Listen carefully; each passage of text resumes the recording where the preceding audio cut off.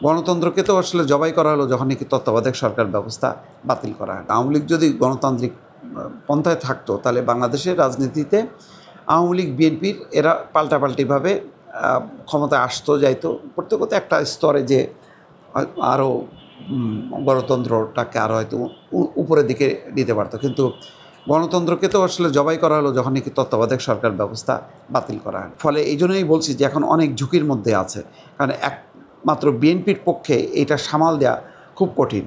NCP সহ 9টা দল যদি শক্তি নিয়ে আসতে পারে কাকতলীয়ভাবে, তাহলে হয়তো কিছুটা সামাল দেওয়া যাবে।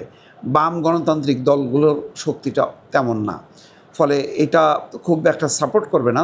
হয়তো তারা তাদের প্রতিনিধিত্বটা থাকবে, কিন্তু মাঠ পর্যায়ে যেই ধরনের উত্থান উগ্রবাদীদের, সেটা মানে বন্ধ করতে গেলে আওয়ামী লীগ বিএনপির যৌথ একটা প্রয়াস দরকার ছিল। কিন্তু দুর্ভাগ্যজনকভাবে আওয়ামী লীগ নিজেই একটা ফ্যাসিস্ট মানে দূষণে দুষ্ট হয়ে রাজনীতির থেকে সে চলে গেছে বা চলে যেতে বাধ্য হয়েছে।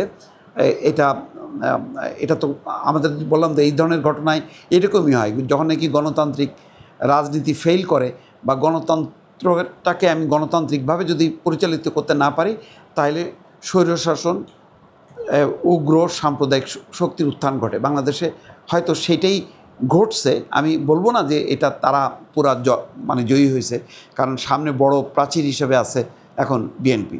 ফলে বিএনপি যদি সেই গণতন্ত্রের চর্চাটা করে, জামাত ইসলাম যদি মানে গণতন্ত্রের চর্চাটা করে, নাম যাই হোক না কেন, তাহলে হয়তো ওই মামুনুল হকদের ওই আফগানিস্তানের স্বপ্ন এখানে পূরণ হবে না।